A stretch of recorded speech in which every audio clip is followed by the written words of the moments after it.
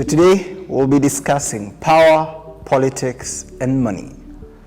We'll be discussing how politics gives the illusion of power, who politics hands power to, and how that power is used to accrue wealth, money, and equally decide how much money the citizenry have in their pockets.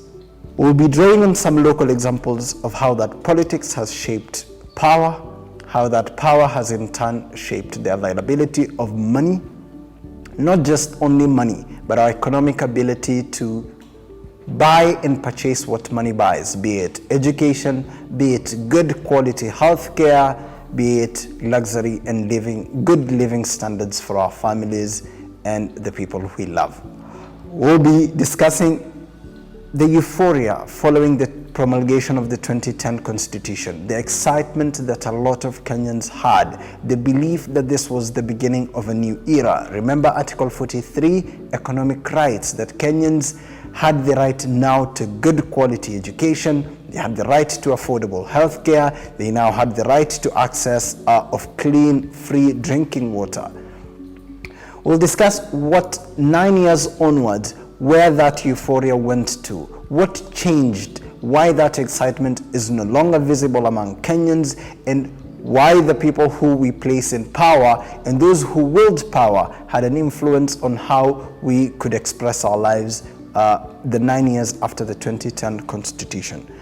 We'll equally be discussing what happens when a people feel disenfranchised, when politics is very far away from the people, when people feel that politicians and those who wield power are not working in their best interest. We'll be drawing on local examples. We'll equally be drawing on the examples of what we've seen recently in South Africa. We'll be talking and discussing about what happens when a people are economically disenfranchised.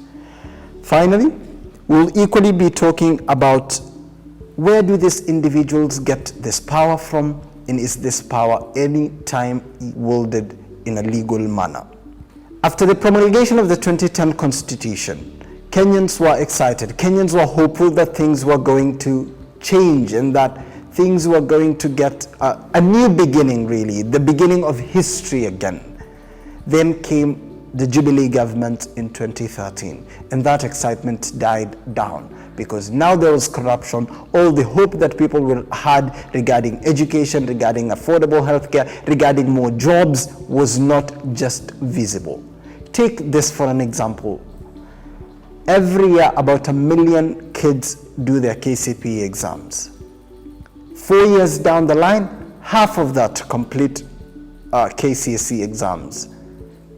After the 4 years, only about 150,000 end up in universities and other technical and vocational training institutes.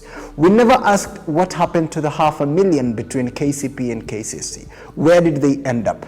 What are they doing right now? Are they economically viable? Do they have jobs? What are they doing with their livelihoods? We do not ask those questions.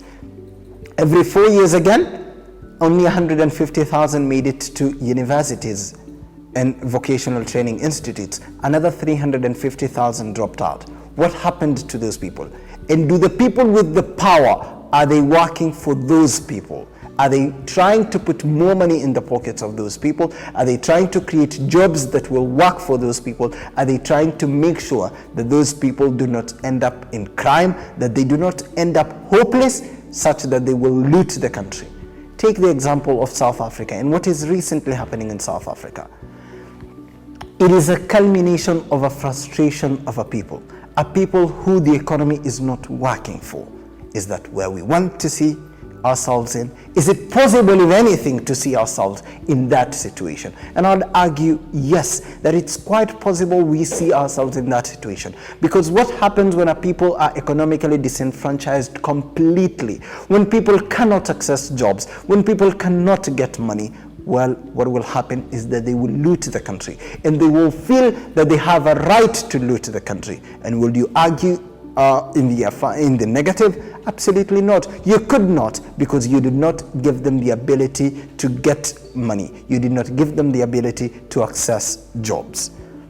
Take the example of 1989, a global example. After the fall of the Berlin Wall, Germany was hopeful. Germany was hopeful that it will now rejoin a global order, that East and West Germany would be reunited, that Marshall Plan will bring money into the country, and now people would be part of this growing capitalistic economy, and people will be able to access jobs and everything else.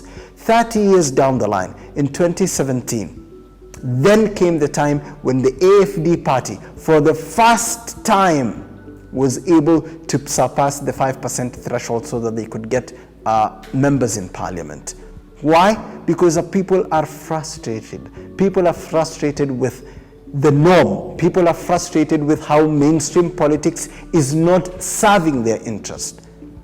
We saw it again in 2016 when mainstream politics and when those in power were not serving the interest of a majority of the population. Then is when the far right gained power. Then is when Trump came into office. Then is when a lot of people, because they feel very disenfranchised from the economy, they feel very disenfranchised from mainstream politics, that they do not share in the power that these politicians wield.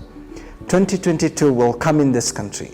People are feeling very disenfranchised. A lot of young people, even when they come out of uni, cannot access jobs. Those who are running businesses cannot access loans. They cannot get finances. Kenyans, the money that you put in the banks would rather invest it in government bonds and securities. They would rather make 3, 4, 5% per annum interest because it is safe, rather than bring it back into private sector, rather than loan it out to young people who are getting into jobs, young people who are creating businesses. They would rather not invest it because it is unsafe. But what happens when that happens? We do not create more jobs. We do not make and build thriving businesses. When we do not give finance, and when access to capital becomes that harder, all of the problems that make people feel disenfranchised and very far away from politics and power happens. When you do not give people the ability to access money, that has happened and a country burns down. That is exactly what is happening in South Africa. We could be at that point in 2022 because for the 10 years that Jubilee has been in government, it has been despair. There's a pandemic that is ravaging. People are out of jobs. No one is doing anything about it. If anything, they're very much focused on the politics of 2022. Who is going to be the successor? And you would understand why is it that very divisive politics of hustler versus those who have it against those who do not have. Why is it that they thrive? They thrive because people feel disenfranchised. They thrive because people relate to those things. If we do not want this country to burn, those with the power, those politicians with the power need to find a way to ensure that the people are economically viable, that people can get jobs, that people can make money. That needs to be done as soon as possible. That is for today.